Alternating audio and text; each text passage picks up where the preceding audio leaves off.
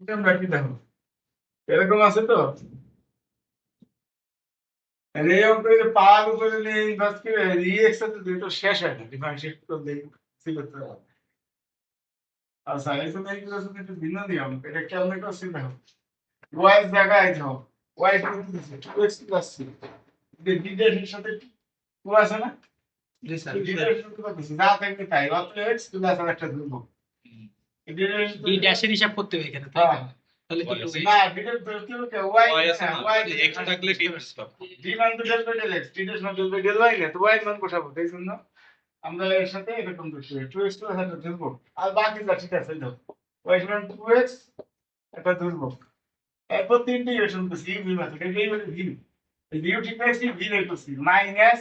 U divided করছি beta integration আর দিছে V এর ইন্টিগ্রেশন করছি আবার এক্স এর ডিফারেন্সিয়েট করেছি জেনারেলাইজেশন ভালো করছি